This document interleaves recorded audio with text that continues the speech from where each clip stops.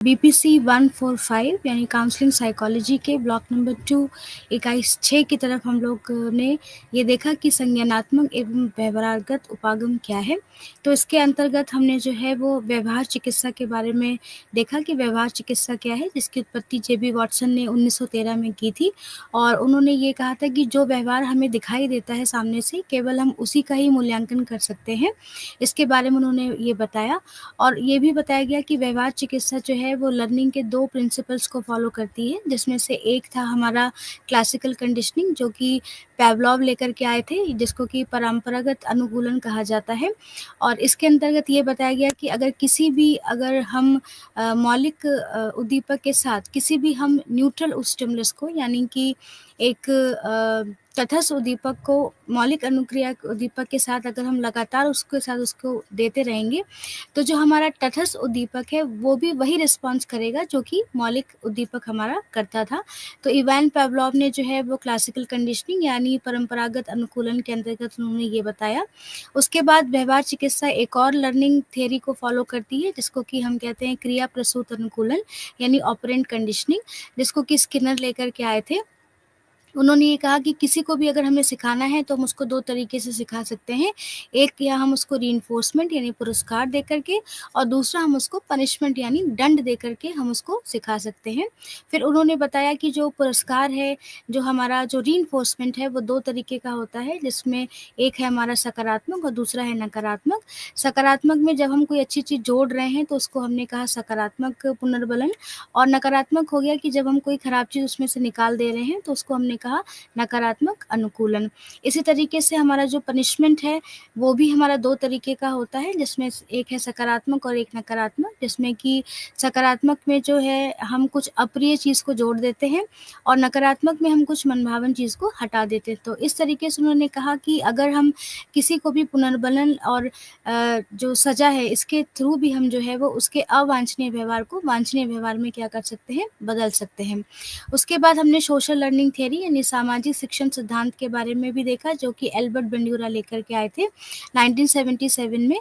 उन्होंने ये कहा कि हम लोग जो है ज़्यादातर लोगों को एक दूसरे को देख करके जो है हम व्यवहार को सीख जाते हैं, कि अगर हम किसी को जो है देख रहे हैं, किसी को अपना आइडियल मान रहे हैं, तो उसके व्यवहारों का अवलोकन करके हम उसको सीख जाते हैं, उसी के व्यवहार को सीख जाते हैं।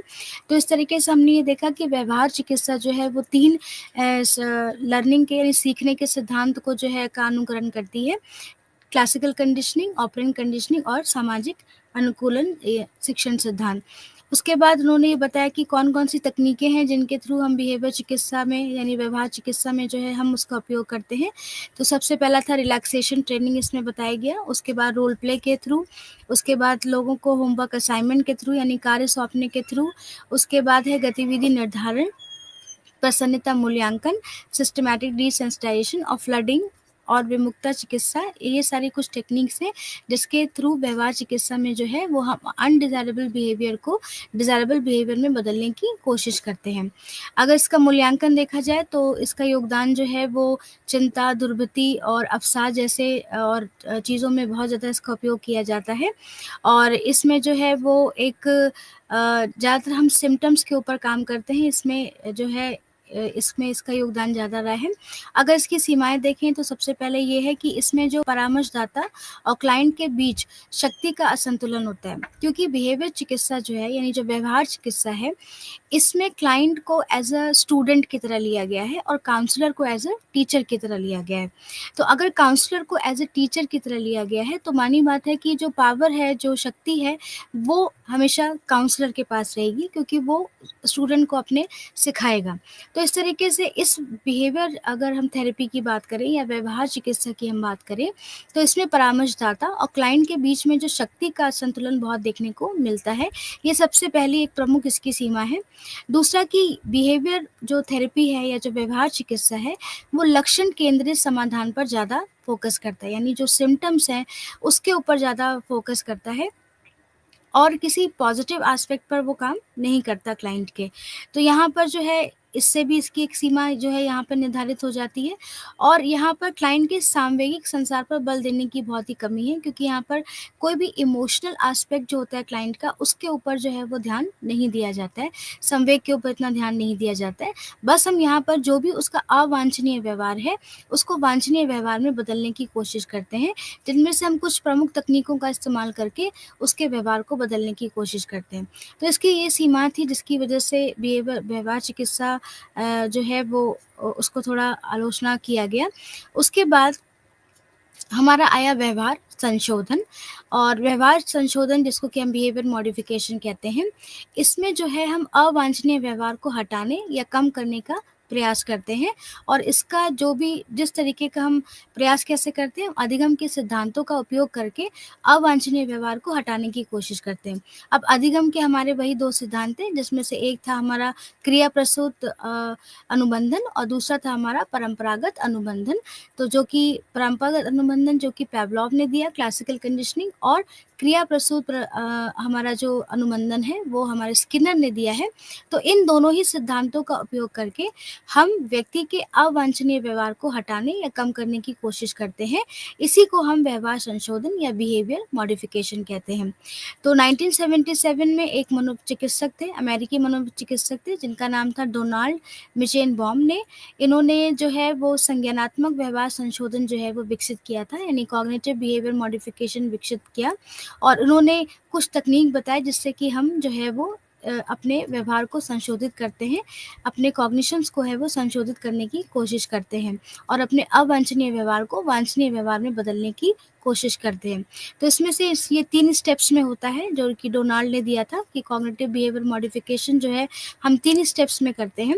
सबसे पहले स्व अवलोकन, यानी अपने स्वयं के बारे में जो है आपका क्या इवैल्यूएशन है, आपके क्या विचार हैं। जैसे कि यहाँ पर कुछ एग्जांपल है कि मुझे नहीं लगता कि कक्षा में सबके सामने मैं बोल सकता हूँ या सकती हूँ, प्रत्येक बच्चा मुझ पर जो है हँसेगा। तो इस तरीके से ये क्या हो गया, हमारा स्व अवलोकन है कि हमें अपने स्वयं के विचारों का अवलोकन करना है।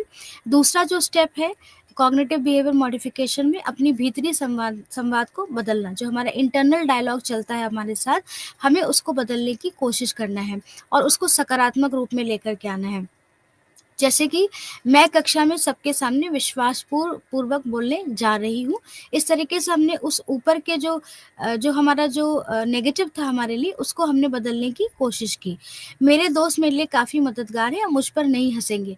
तो इस तरीके से जब हम अपने भीतरी संवाद को बदलने की कोशिश करते हैं और बदलते हैं, तो हमारे अंदर का जो नेगेटिविटी है वो ख़त्म होकर के एक सकारात्मकता में जो है वो बदलना शुरू हो जाती है। मैंने काफ़ी तैयारी की है, मैं अपनी पंक्तियाँ बोल पाऊँगा या पाऊँगी। तो इस तरीके से सबसे पहला स्टेप है कि हम अपने आप का अवलोकन करें, अपने विचारों का, कि कौन-कौन से विचार हमारे नेगेटिव जो है विचार हैं, उनका हमें क्या करना है, अवलोकन करना है। और उसके बाद इनको अपने भीतरी संवाद को बदलने के थ्रू इनको सकारात्मक रूप में हमें बदलने की कोशिश करना है। और इसका जो थर्ड स्टेप है वो है नए कौशल हासिल करना। यानी कि अगर जब हमने अपने भीतरी संवाद को बदल लिया है, तो अब हम जो है वो न्यू स्किल्स को सीखेंगे, ताकि हम अपनी नेगेटिविटी को पॉजिटिविटी में कन्वर्ट कर सकें। जैसे कि उच्च तनाव स्थितियों से समझने के लिए नए कौशल सीखना, तनाव संदीपन जैसी तकनीकें सीखना। तो इस तरीके से जो डोनाल्ड मिचेनबॉम थे, उन्होंने कहा कि हम जो कॉग्निटिव बिहेवियर मॉडिफिकेशन उन्होंने 1977 में डेवलप किया, जिसमें उन्होंने ये बताया कि किस तरीके से हम अवांछनीय व्यवहार को वांछनीय व्यवहार में बदल सकते हैं। और इसके लिए उन्होंने जो है वो 3 चरणों के बीच में इस चीज़ को इन्होंने डिवाइड किया, जिसमें पहला था कि व्यक्ति के विचारों का अवलोकन करना, उसके बाद है कुअनुकूलित व्यवहार की ओर ले जाने वाले विचारों को बदलना, और तीसरा था ऐसे कौशल प्राप्त करना जो बेहतर तरीके से समायोजन में व्यक्ति की सहायता करते हैं। तो मिचेवॉन ने तनाव से निपटने के लिए भी कौशल विकसित करने में अपने क्लाइंट्स की सहायता करने पर ध्यान केंद्रित किया, और इन्होंने तनाव संदीपन शब्द को उन्होंने प्रसिद्ध बनाया, यानी बिहेवियर, अगर आपको इस तरीके से हम क्या कर सकते हैं, चेंज कर सकते हैं।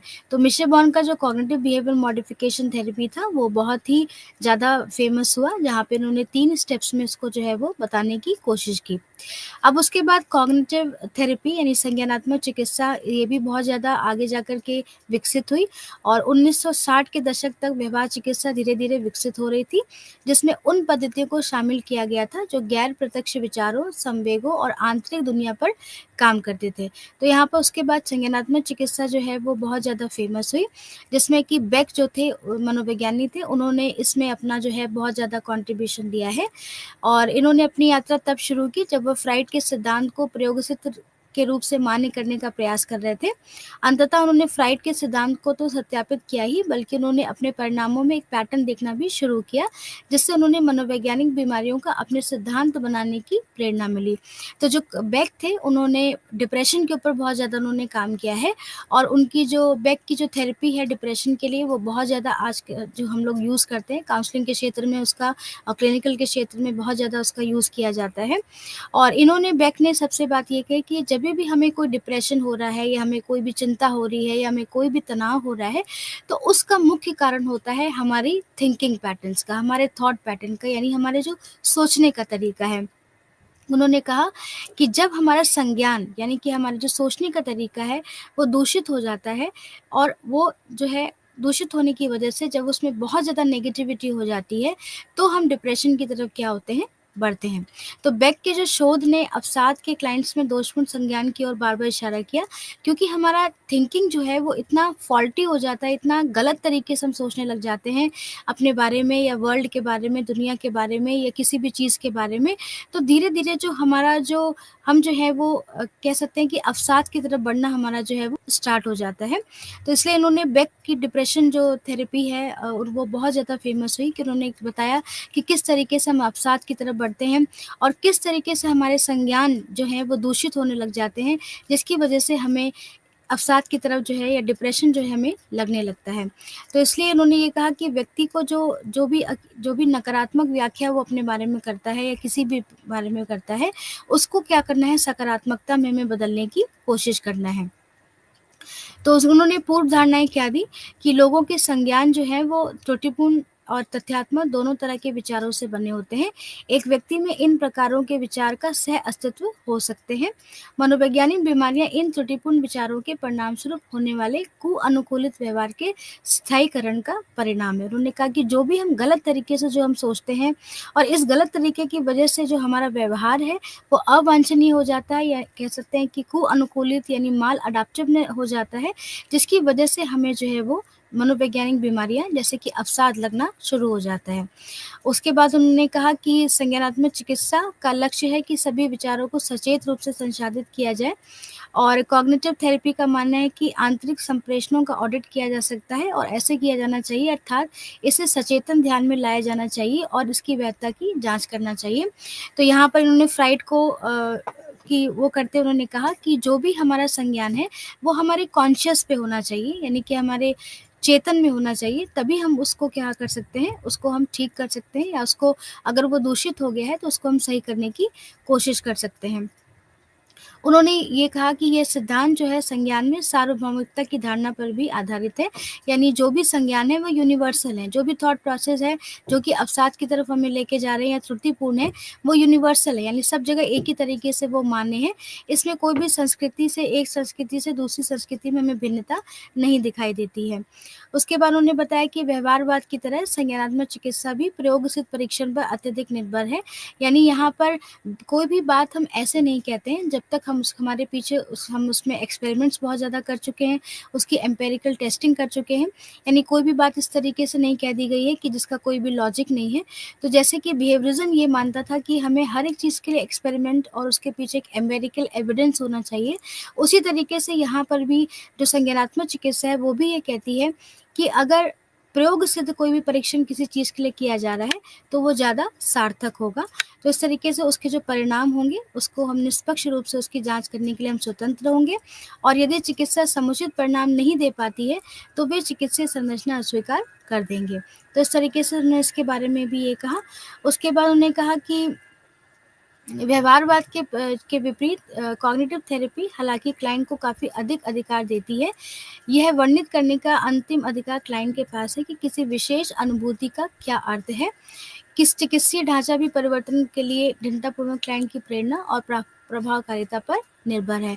तो उन्होंने कहा जैसे कि बिहेवियर थेरेपी में काउंसलर एक टीचर की तरह काम करता है और क्लाइंट एक स्टूडेंट की तरह है, लेकिन कॉग्निटिव थेरेपी की अगर हम बात करें तो यहाँ पर क्लाइंट को पूरी तरीके से ये स्वतंत्रता दी गई है और उसको अधिकार दिए गए हैं सेशन जो भी होता है, और उसे ये कोई भी अपने इमोशंस को वो अपने व्यक्त कर सकता है, यानी पूरी तरीके से उसको जो है एक तरीके से पावर दी गई है क्लाइंट को। केवल सारी पावर काउंसलर के पास ही नहीं है, जैसे कि हमने बिहेवियर थेरेपी में देखा।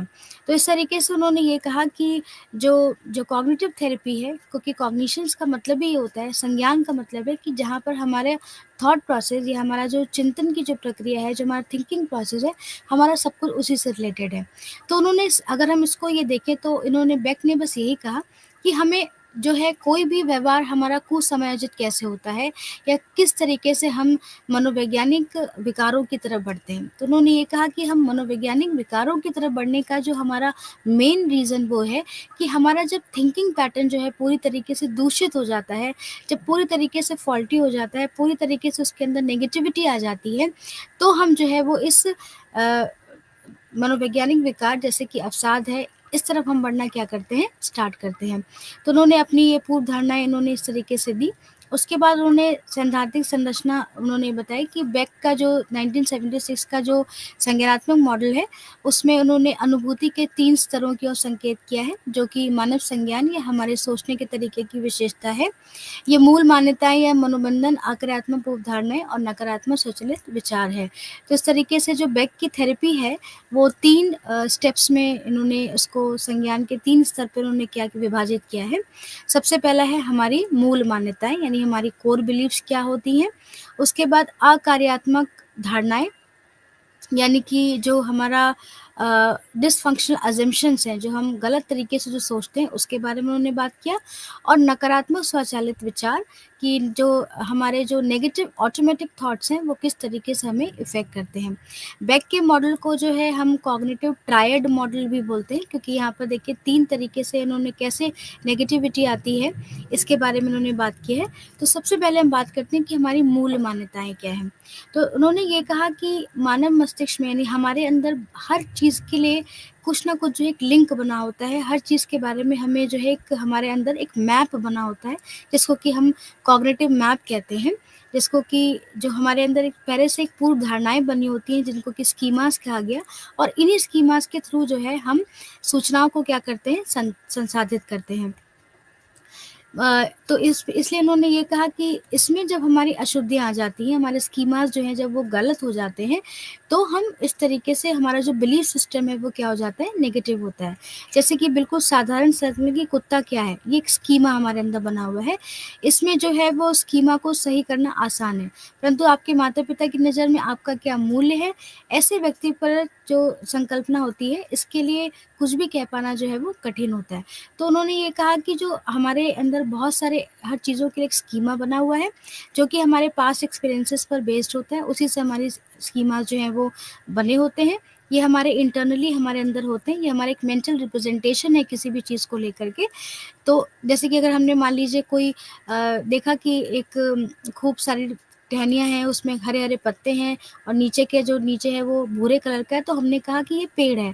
तो इस तरीके से हमारे दिमाग में हर एक चीज़ के लिए क्या है, एक मेंटल रिप्रेजेंटेशन हर चीज़ का बना हुआ है, जिसके उन्होंने क्या कहा कि ये एक हमारी स्कीमाज़ होती हैं, मनोबंध होते हैं, और ये हमारी मूल मान्यताएँ हैं जो आसानी से परिवर्तित नहीं होती हैं। यानी स्कीमाज़ जो बन जाते हैं जब एक बार, तो बहुत ही रिजिड हो जाते हैं, कठोर हो जाते हैं, क्योंकि ये हमारे जो है वो पास्ट एक्सपीरियंसेस से बने हुए हैं।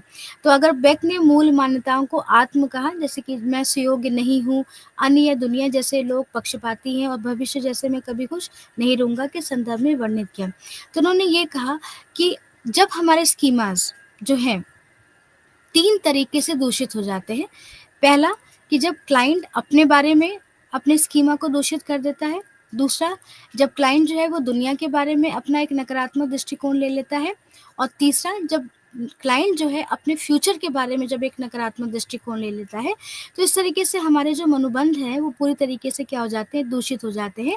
और इसको ही बेक ने जो है वो संज्ञानात्मक त्रय यानी कॉग्निटिव ट्रायड को कहा कि इस तरीके से एक ट्रायड बन जाता है, जहाँ पर हमारा अपने लिए जो व्यू है वो नेगेटिव हो जाता है, जो हमारा फ्यूचर के लिए व्यू है वो नेगेटिव हो जाता है, और जो हमारा लोगों का इंटरप्रिटेशन है हमारे लिए वो भी क्या हो जाता है, नेगेटिव हो जाता है। तो इस तरीके से हम एक जाल में जो जिसको कि ट्रैड कहा गया उसमें हम क्या जाते हैं, फँस जाते हैं, और डिप्रेशन की तरफ यानी अवसाद की तरफ हम जो है वो बढ़ने लगते हैं।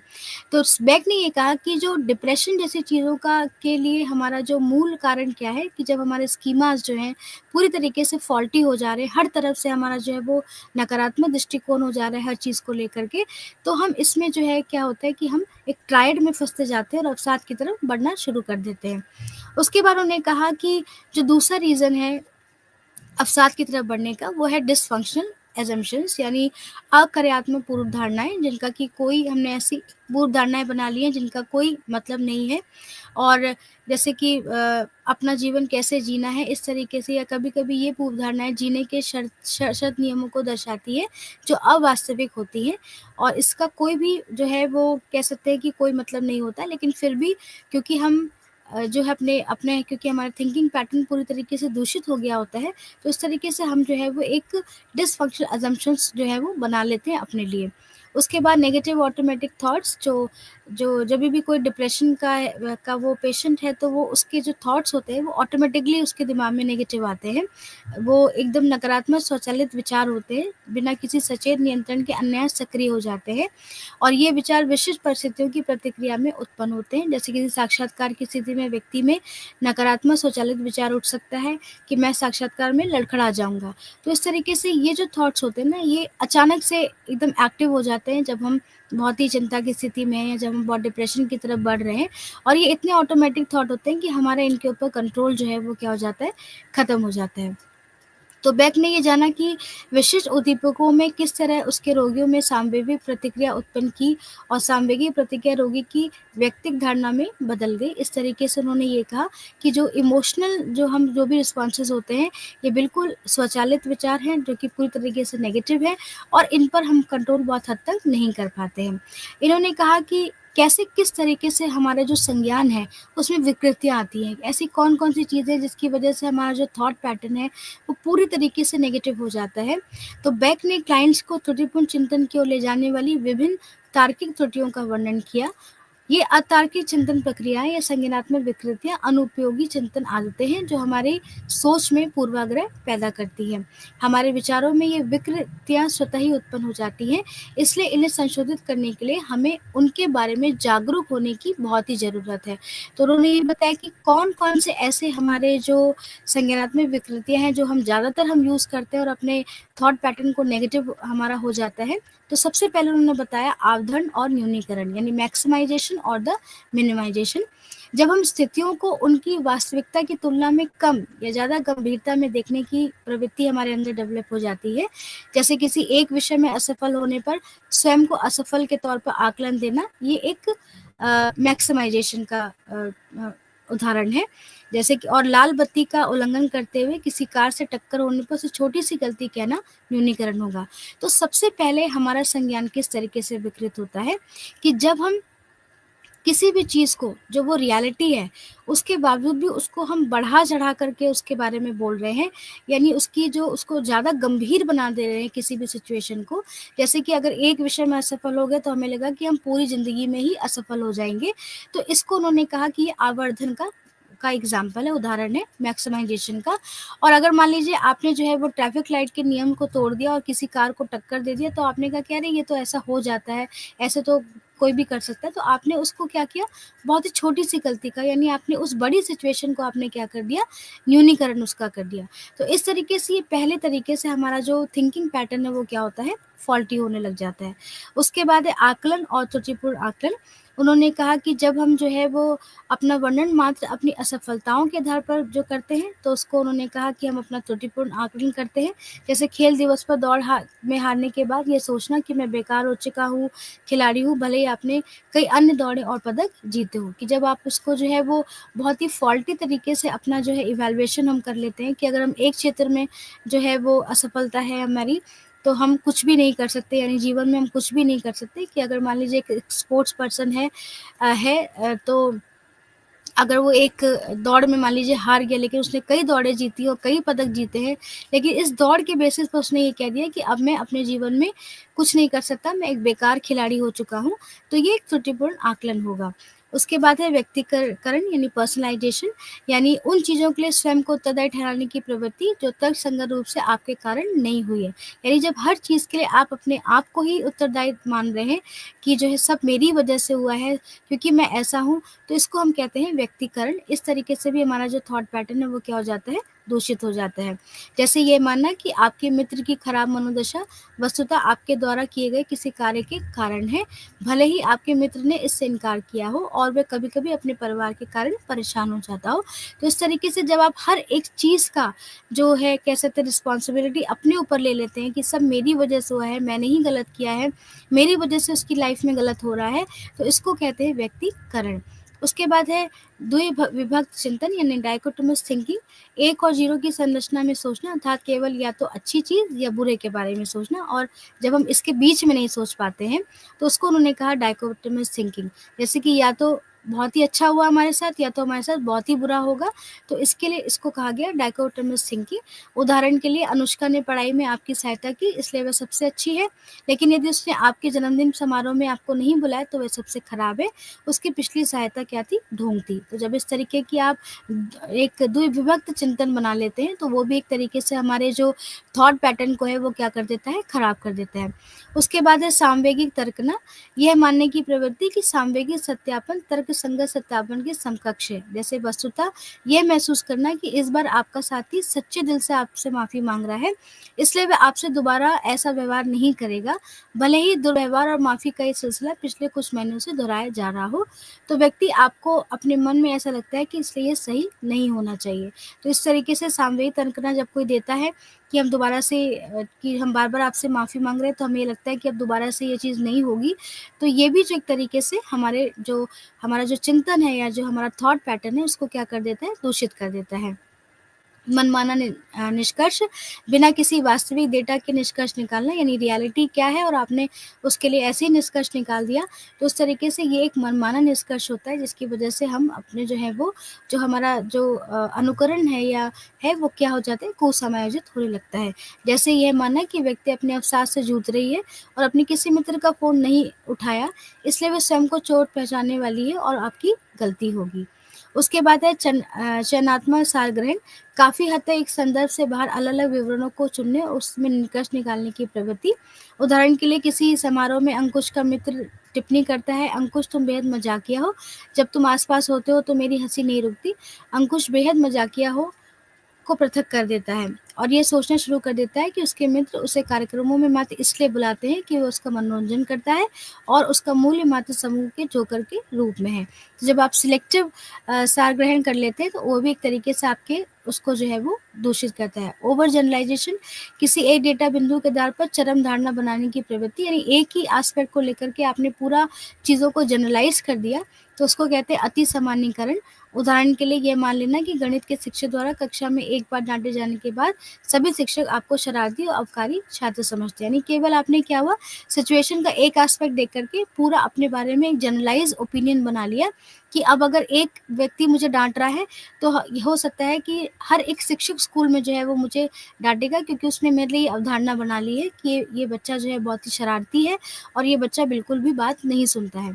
तो इस तरीके से बेक ने ये बताया कि हमारे अंदर कॉग्निटिव डिस्टॉर्शन किस तरीके से डेवलप होता है और किस तरीके से इनकी वजह से हम डिप्रेशन की तरफ जो है वो बढ़ना शुरू करते हैं।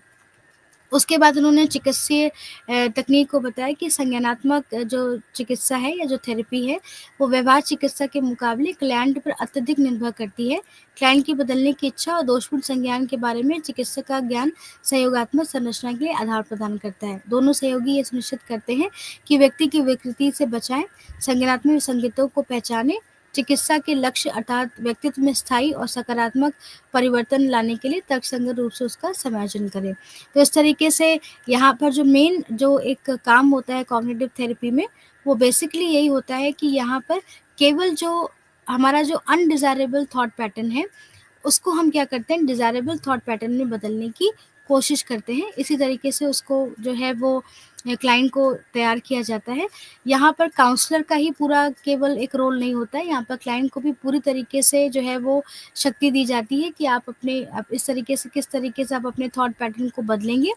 और यहाँ पर जो क्लाइंट और परामर्शदाता के संबंधों पर भी बहुत बल दिया जाता है। अगर उनका संबंध बहुत अच्छा है, बहुत ही एक सौहार्दपूर्ण संबंध है दोनों के बीच में, तो जो क्लाइंट है वो आसानी से जो है वो अपने थॉट पैटर्न को जो कि नेगेटिव हो चुका है पूरी तरीके से, उसको बदलने की कोशिश करता है। क्योंकि बेक ने जो है कि जो थेरेपी है, इन्होंने क्लाइंट और काउंसलर के बीच के रिलेशनशिप को उन्होंने बहुत महत्व दिया और उन्होंने कहा कि अगर परामर्शदाता गर्मजोशी, समानुभूति, स्वीकृति, तालमेल बनाने के कौशल को इस तरीके के चिकित्सा प्रणालियों को यूज़ करता है, तो वो क्लाइंट को बहुत हद तक उसके नेगेटिव थॉट्स में ओवरकम करने में उसकी मदद करता है। तो इस तरीके से ये संज्ञानात्मक तकनीकें हैं जिसकी वजह से उन्होंने जो है वो एक अनडिज़ायरेबल थॉट पैटर्न को डिज़ायरेबल में बदलने की कोशिश की। उसके बाद यहाँ पर चिकित्सा में क्या काउंसलर की क्या भूमिका है, तो जैसे अभी आपको पता है कि काउंसलर जो है वो यहाँ पर एक तरीके से दोनों लोग मिलकर के ही काम करते हैं। यहाँ पर काउंसलर जैसे कि बिहेवियर थेरेपी में एक की में पूरी पावर जो है काउंसलर को थी, लेकिन यहाँ पर इस तरीके से नहीं होता है।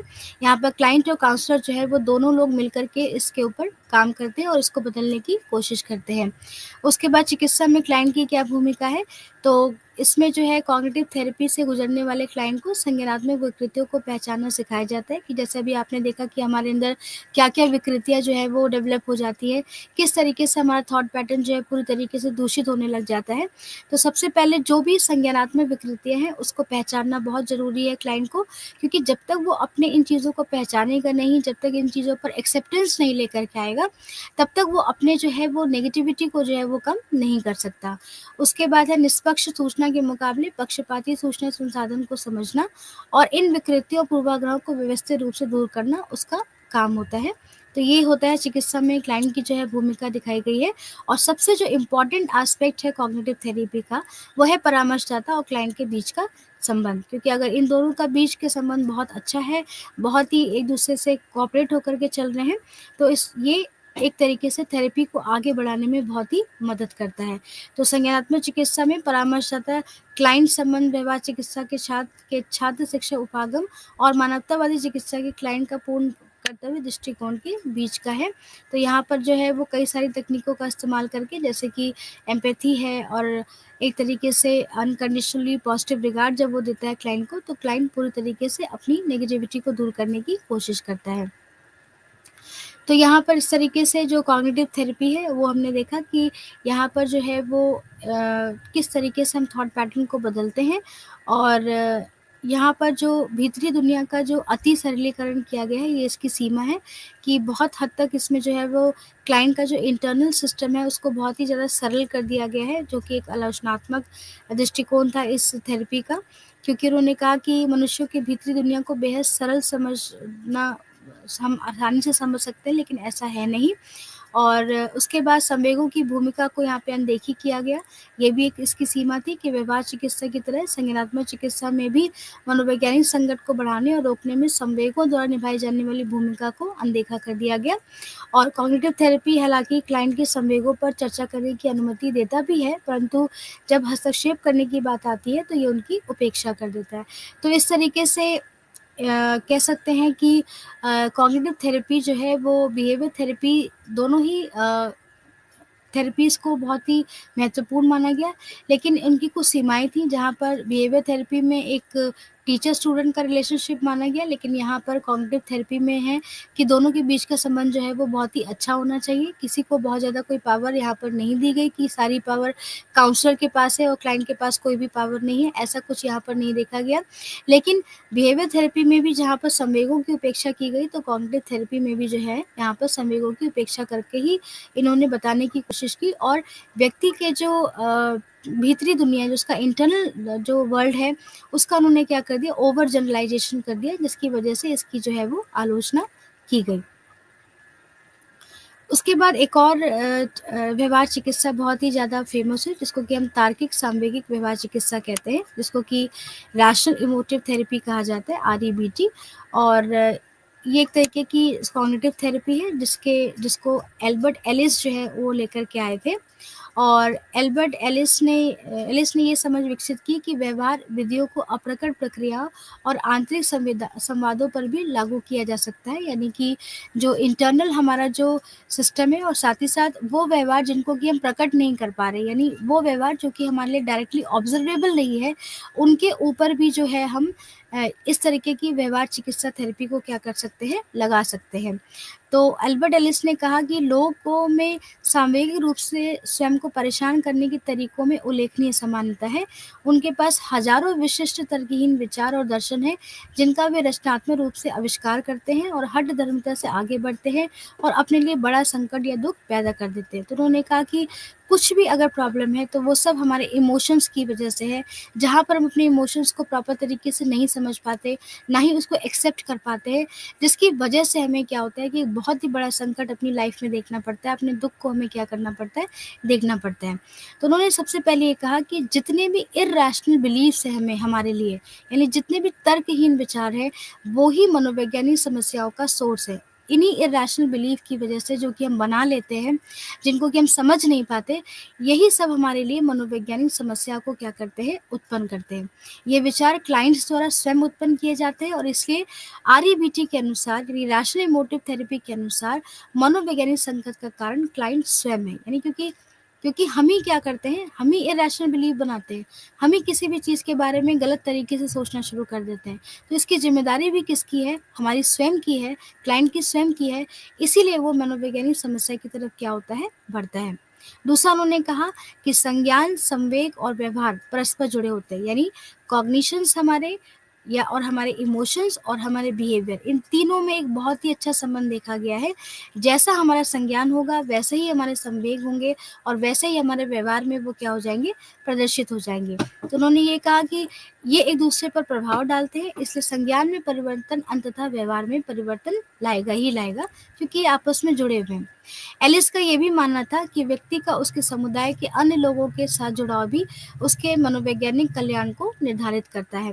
एलिस ने इस अवधारणा को समुदायकरण की एडर्निन अवधारणा से अपनाया।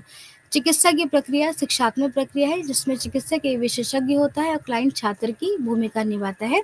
या इसलिए यहाँ पर भी आरईबीटी में उन्होंने भी टीचर और स्टूडेंट की तरह ही इस तरीके के रिलेशनशिप को लिया, यानी क्लाइंट और जो काउंसलर के बीच का जो रिलेशनशिप है, उसमें जो काउंसलर है एक तरीके से एक्सपर्ट है और जो क्लाइंट है वो क्या है, एक तरीके का स्टूडेंट है जो कि अपने एक्सपर्ट से जो है वो सीख रहा है।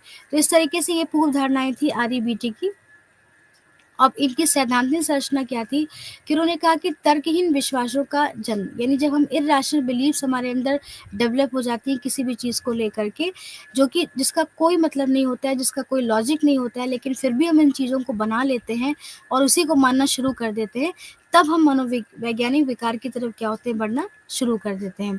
तो इस तरीके से जो स्वयं की जो स्वचालित हमारी अवधारणाएं हैं, जो मान्यताएं हैं, जिनका किसी भी तरीके से कोई रैशनैलिटी नहीं है उसके अंदर, पूरी तरीके से वो तर्कहीन है, जब इस तरीके के विश्वास हमारे अंदर डेवलप हो जाते हैं, तो इसको उन्होंने कहा कि ये हमारे लिए बहुत ही संकट का कारण बनते हैं।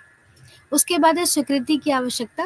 कोई भी चीज़ अगर मान लीजिए, जैसे अभी आपने कहा कि हमें अगर हमारे इमोशंस है या हमारी लाइफ में कोई ऐसी चीज़ चल रही है जो हमको परेशान कर रही है, तो सबसे पहले ज़रूरी है कि हम उसको एक्सेप्टेंस दें, हम उसको मानें। अगर मान लीजिए कोई भी सिचुएशन हमारे लाइफ में ख़राब आ रही है या हम बहुत ही उससे जूझ रहे हैं, तो हमें उसे डिनाई नहीं करना है, हमें उसे क्या करना है, एक्सेप्ट करना है कि हाँ, हमारी लाइफ में ये खराब है, क्योंकि जैसे ही हम एक्सेप्टेंस कर लेते हैं किसी भी चीज़ का या उसकी स्वीकृति कर लेते हैं, तो उसके बाद ही हमें अपनी प्रॉब्लम्स का सॉल्यूशन दिखना स्टार्ट हो जाता है। लेकिन जब तक हम उस प्रॉब्लम से भाग रहे हैं, उस इमोशन से भाग रहे हैं, तब तक हम उस इमोशंस को जो है वो अपने लिए बदलाव उसमें नहीं कर सकते। तो आर्यभट्ट ने ये कहा कि अगर हमें स्वस्थ रहना है, तो मनुष्य को क्या करना है, हर एक चीज़ की स्वीकृति जो है वो बहुत ज़रूरी है।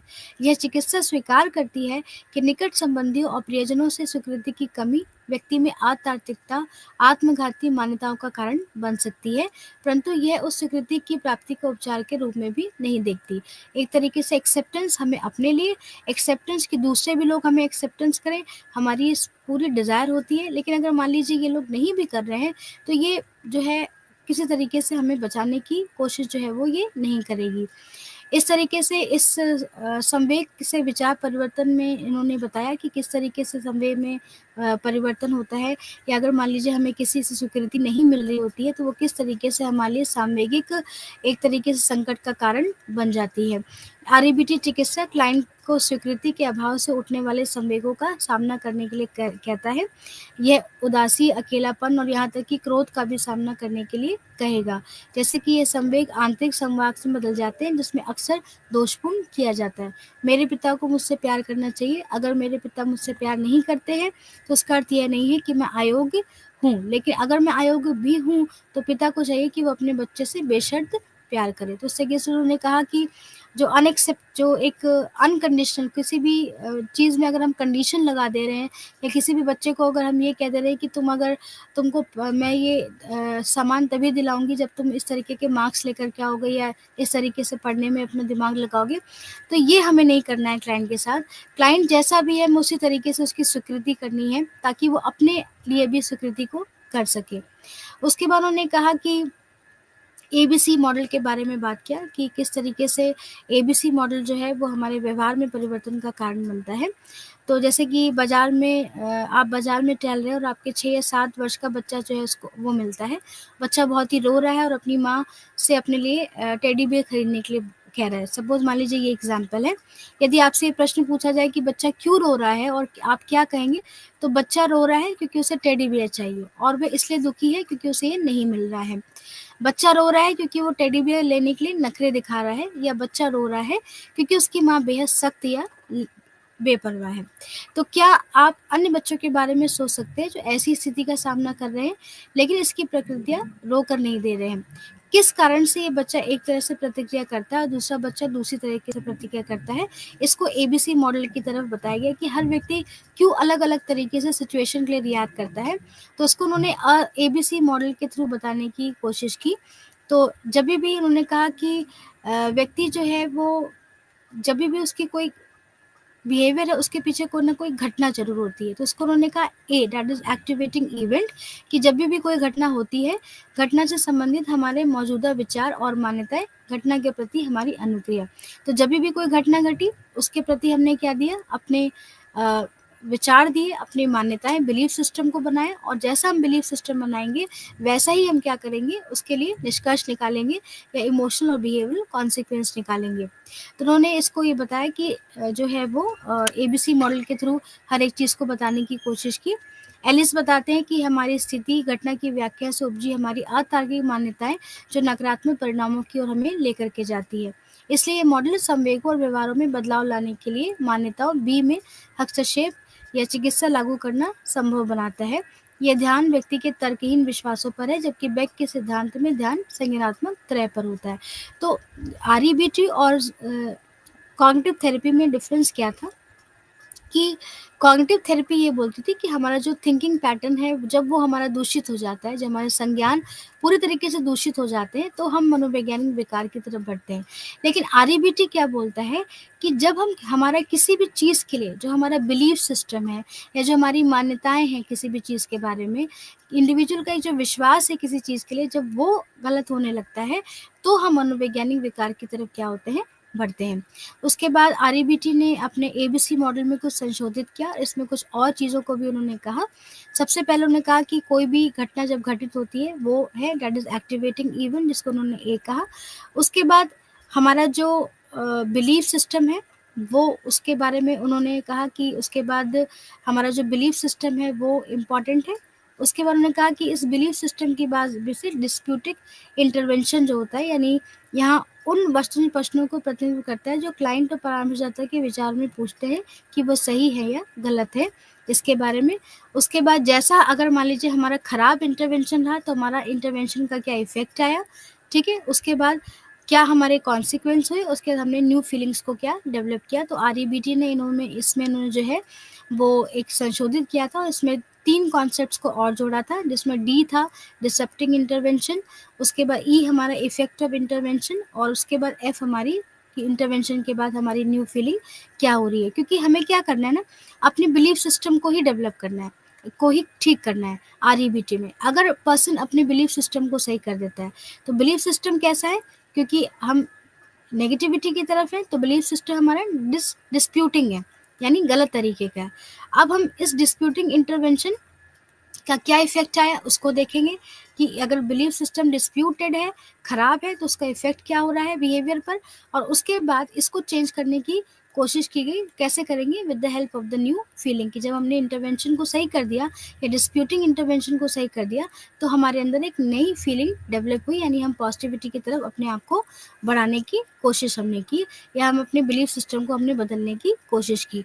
तो आरईबीटी में जो भी था कि किसी भी इवेंट, किसी भी बिलीफ का कोई ना कोई पीछे एक तर्क होता है, जो कि एक इवेंट जरूर होता है। जैसे कि बच्चा अगर वहाँ रो रहा था तो वो इसलिए रो रहा था क्योंकि वो उसको टेडी बियर चाहिए था, तो ये एक एक्टिवेटिंग इवेंट हुआ।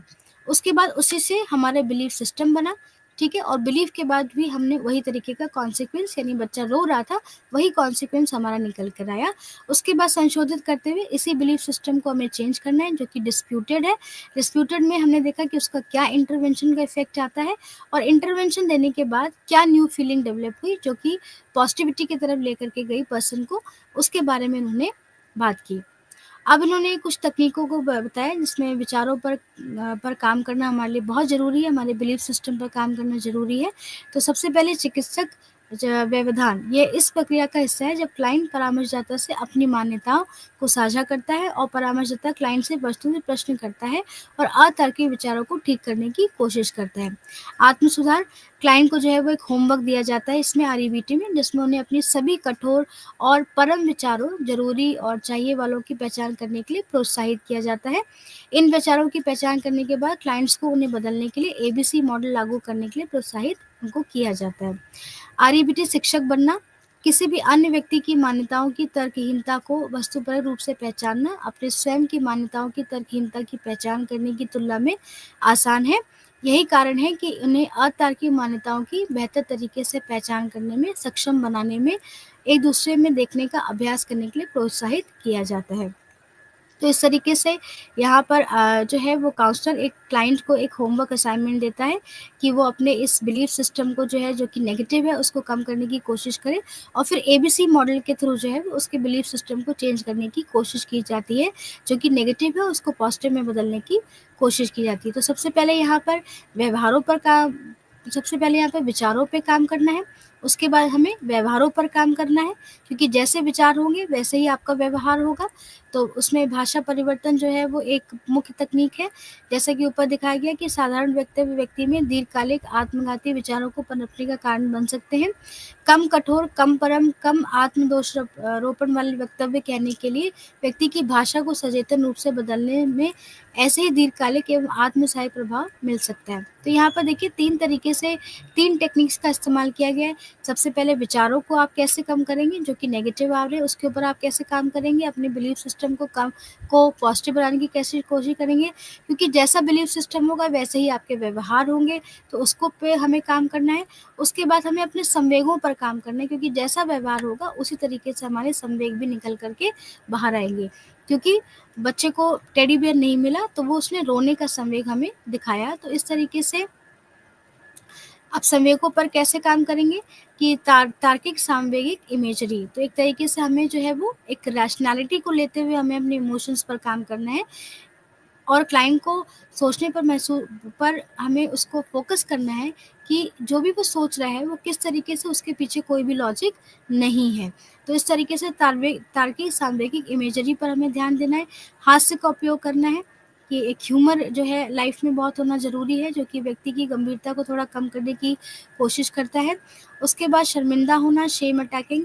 एलिस ने अपने क्लाइंट्स को आत्म-विनाशकारी शर्म से मुक्त करने के तरीकों पर विकसित करने के लिए काफ़ी समय समर्पित किया। उन्होंने ऐसे अभ्यास तैयार किए और अपने क्लाइंट्स को शर्मिंदा महसूस करने से दृढ़तापूर्वक इनकार करने के लिए प्रोत्साहित किया, कि उसको कोई भी शेम ना हो उसके बिहेवियर के लिए। क्योंकि अगर हमें शर्म आती है कि लोग हमारे बिहेवियर में क्या कहेंगे, लोग हमारे बारे में क्या कहेंगे, तो अगर जब हमें एक्सेप्टेंस नहीं मिलेगी लोगों का, तो हम उस चीज़ को बदलने की कोशिश नहीं कर पाते। तो उन्होंने एलिस ने कहा कि हमें ये जो शर्मिंदा होने वाला जो व्यवहार है ना, उसको हमें क्या करना है, कम करना है। उसको क्लाइंट को ये बिल्कुल भी महसूस नहीं दिलाना है कि आपका जो भी बिहेवियर हो रहा है उसकी वजह से आपको कोई शर्म होने की ज़रूरत नहीं है, क्योंकि इस तरह की सिचुएशन में ये हो सकता है। जैसे कि उन्होंने कहा कि उदाहरण के लिए चटक कपड़े पहनना, परिवार के किसी ऐसे बुजुर्ग को सामान्य से अलग तरीके से प्रत्युत्तर देना जो आपके प्रति असभ्य हो, या किसी रेस्तरां में घटिया तरीके से तैयार किए गए पकवान को लौटाना। इन सभी अभ्यासों को और कार्यों का उद्देश्य ये है कि क्लाइंट की ये महसूस करने की सहायता की जाए कि बेशक शर्म के संवेग की एक भूमिका होती है, परंतु इसकी अधिकता व्यक्ति की आत्म-छवि और जीवन के लिए बेहद हानिकारक हो सकती है। तो ये इस तरीके से संवेगों पर हम कैसे काम कर सकते थे, 3 तरीके से, व्यवहारों पर हम कैसे काम कर सकते थे, भाषा में परिवर्तन करके, और विचारों में हम कैसे काम कर सकते थे। इन तकनीकों के बारे में आरईबीटी ने महत्वपूर्ण भूमिका निभाई। अब क्लाइंट और परामर्शदाता की क्या भूमिका है इसमें? तो अभी जैसे कि बताया गया कि यहाँ पर जो परामर्शदाता है वो एक तरीके से प्रशिक्षक है, जो कि अपने क्लाइंट को जो है वो यहाँ पर बता रहा है, समझा रहा है। इसके लिए वो उसको होमवर्क असाइनमेंट्स भी देता है। हाँ, दोनों के बीच में जो रिलेशनशिप है वो गर्मजोशी का होना चाहिए, सौहार्दपूर्ण होना चाहिए। लेकिन फिर भी यहाँ पर जो आरईबीटी में जो परामर्शदाता है, एक तरीके से हम कह सकते हैं कि वो एक एक्सपर्ट है, जो कि अपने क्लाइंट को बता रहा है। चिकित्सा में क्लाइंट की भूमिका भी जो बहुत ही सक्रिय भूमिका निभाता है यहाँ पर क्लाइंट, क्योंकि लगातार उसको कुछ एक्टिविटीज़ दी जाती हैं, वहाँ पर भी दी जाती है, उसको होमवर्क भी दिया जाता है कि आप इस तरीके से उस पर काम करके लाएँगे।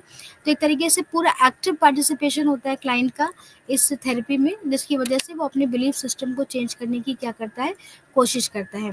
तो क्लाइंट चिकित्सा में सक्रिय एवं सतर्क भूमिका निभाता है, और क्लाइंट से चिकित्सा के दौरान और उसके बाद भी लगातार आगे बढ़ने के लिए कड़ी मेहनत की अपेक्षा की जाती है। चिकित्सा में शामिल होने वाले सभी क्लाइंट्स से ये स्वीकार करने की अपेक्षा की जाती है कि समस्या मौजूद है, यानी आप उसको एक्सेप्ट करिए और इसके बाद आप अपने आप को बदलने की उसके लिए कोशिश करिए। तो इस तरीके से आरईबीटी जो है वो की बहुत एक इम्पॉर्टेंट थेरेपी रही है, और बहुत ही अच्छी थेरेपी है, जो कि एक शिक्षण मोड में चलती है, टीचिंग मोड में चलती है, जहाँ पर क्लाइंट को जो है वो जैसा अभी बताया कि गृह कार्य भी दिया जाता है, ताकि वो काम करके आए, उस पर काम करे और जितनी जल्दी हो सके अपने इर्रेशनल थॉट्स को अपनी रैशनैलिटी में कन्वर्ट करने की कोशिश करें। उसके बाद सीमाएँ यहाँ पर बताया गया है कि शक्ति असंतुलन, जैसे अभी बताया, क्योंकि इसमें परामर्शदाता जो एक विशेषज्ञ माना गया है, तो मानी बात है कि जो शक्ति होगी वो उसी के पास दी गई होगी, क्लाइंट के पास कोई ऐसी पावर नहीं है। तो यहाँ पर एक तरीके से हो सकता है कि कभी-कभी काउंसलर जो है इसका दुरुपयोग भी करे अपनी शक्ति का, तो ये एक बहुत लिमिटेशन है इस आरईबीटी थेरेपी का। उसके बाद क्लाइंट्स की समस्याओं की अनदेखी करना, ये भी थोड़ा यहाँ पे आरईबीटी में देखा जाता है कि उसका प्राथमिक समस्या पर बल देती है, जिसमें हस्तक्षेप की ज़रूरत होती है। संबंधित समस्याएँ जिन्हें गौण कहा जाता है, उन्हें चिकित्सा के दायरे से बाहर छोड़ दिया जाता है। तो इस तरीके से हो सकता है टकराव की शैली, यानी क्लाइंट और काउंसलर जो है यहाँ पर जो है वो, अगर मान लीजिए कंडीशंस ठीक नहीं है, तो एक-दूसरे से टकरा भी सकते हैं।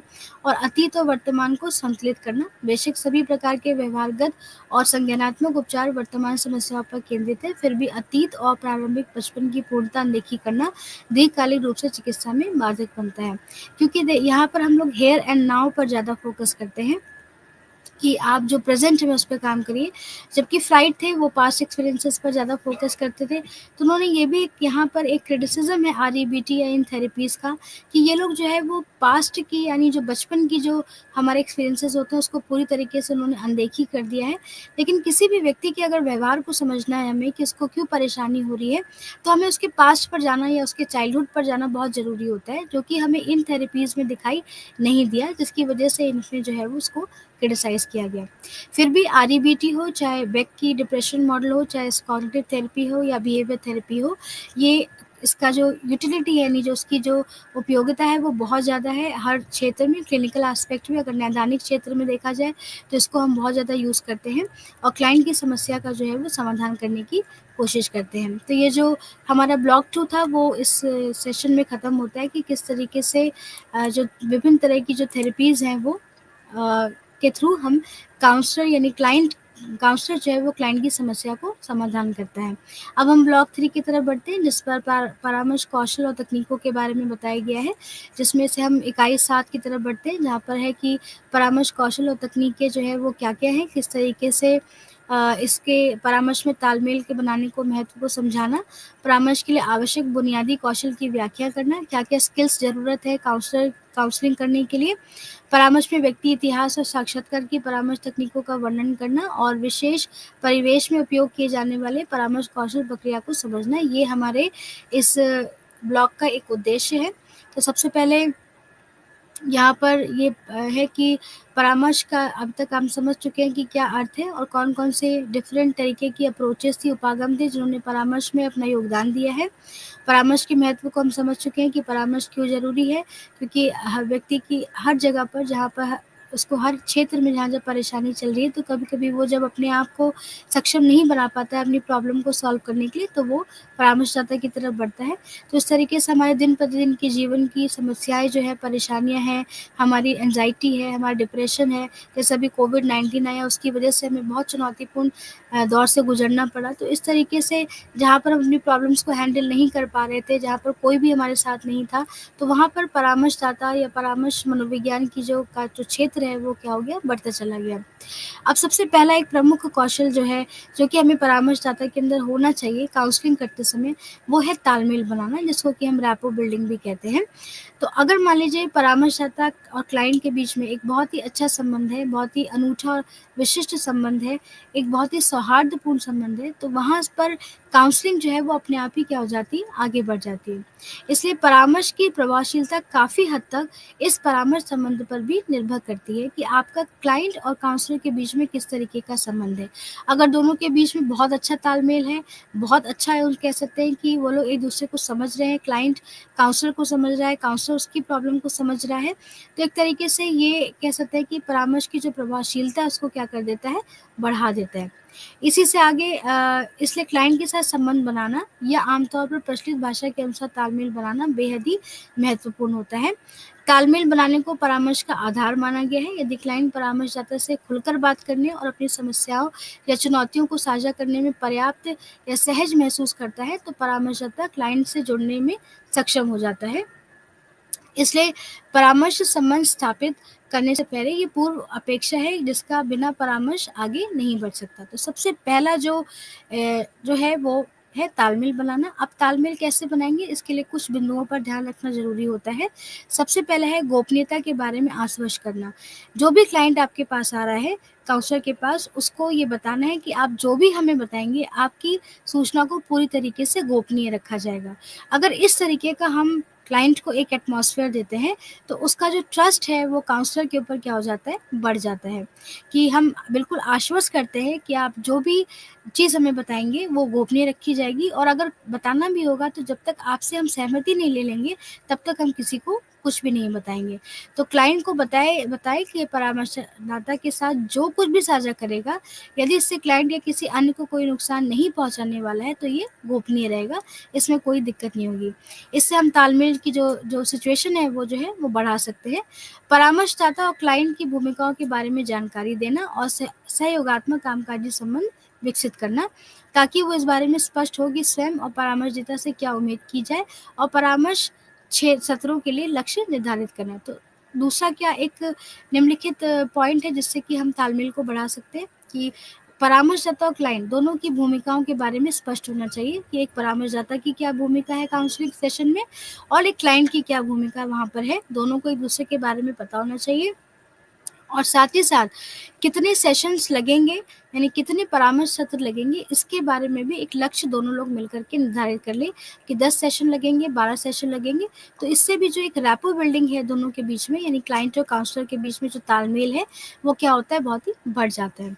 मुलाकात समय देते समय अनुमान योग्य और सुसंगत होना, क्योंकि विश्वास निर्माण प्रक्रिया को गति देने के लिए सुसंगत होना एक प्रमुख पहलू है। बिल्कुल ही मुलाकात का समय का पालन करना महत्वपूर्ण है कि अगर जो भी आपने टाइम दिया है, उस टाइम को आपको बना कर के रखना है। ये नहीं कि क्लाइंट आकर के बैठा हुआ है और काउंसलर नहीं आया, या काउंसलर बैठा हुआ है, क्लाइंट बहुत देर से आ रहा है। तो जो भी आपने समय निर्धारित किया है, उसका पालन करना बहुत ही महत्वपूर्ण है। यदि आपात स्थिति में किसी मुलाकात को रद्द करने की ज़रूरत हो, तो क्लाइंट को उसकी पूर्व सूचना पहले से ही दी जानी चाहिए कि अगर मान लीजिए काउंसलर को कोई काम आ गया और वो नहीं उस सेशन में आ पा रहा है, तो वो पहले ही बता दे कि जो है आज का सेशन जो है वो नहीं होगा, या आगे किसी और दिन आपको बुलाया जाएगा। सफल परामर्श के लिए ज़रूरी मूलभूत परिस्थितियाँ तैयार करना, इनके बारे में आप किस तरीके से हम मूलभूत कौन-कौन सी परिस्थितियाँ तैयार करें, इसके बारे में भी देना है। तो सबसे पहले ये ज़रूरी है कि अगर कौन-कौन सा सबसे महत्वपूर्ण स्किल जो सबसे इम्पोर्टेंट है काउंसलिंग के क्षेत्र में, वो है क्लाइंट और काउंसलर के बीच का रिलेशनशिप, जो कि बहुत महत्वपूर्ण है। अगर ये रिलेशनशिप बहुत अच्छा बन गया है, बहुत ही कह सकते हैं कि यहाँ पर एक तरीके से ये बेस है किसी भी काउंसलिंग का, एक आधार है। अगर ये आधार नींव है एक तरीके से, अगर नींव ही अगर गलत होगी या नहीं ठीक तरीके से बन पाएगी, तो जो है वो क्लाइंट आगे काउंसलिंग के किसी भी सेशन में नहीं आएगा, और ना ही उसको काउंसलर के ऊपर किसी भी तरीके का ट्रस्ट होगा। तालमेल आप बढ़ाएँगे कैसे? पहले तो उसकी सारी बातों को आपको कॉन्फिडेंशियल रखना है, बिल्कुल पूरी तरीके से गोपनीय रखना है, और अगर उसको बताना भी है अगर आपको, तो आप जब तक उससे पूरी तरीके से सहमति ना ले लें, इन्फॉर्म्ड कंसेंट ना ले लें, तब तक आप उसकी बात को किसी को नहीं बता सकते। जो भी क्लाइंट का क्या रोल है, काउंसलर का क्या रोल है, काउंसलिंग सेशन के दौरान ये दोनों को एक-दूसरे से स्पष्ट होना चाहिए बिल्कुल, तभी हम सेशन को आगे बढ़ा सकते हैं। और कितने सेशन लगेंगे हमें ये भी बनाना है, और जो भी आपने टाइम दिया है उस टाइम लिमिट के अंदर ही आप दोनों को आना है, और अगर मान लीजिए कोई भी किसी वजह से नहीं आ पा रहा है, तो उसको पहले से ही वो क्या करे, उसको पूर्व सूचना दे दें। तो ये था पहला काउंसलिंग स्किल। आगे की स्किल्स हम नेक्स्ट सेशन में देखेंगे। धन्यवाद।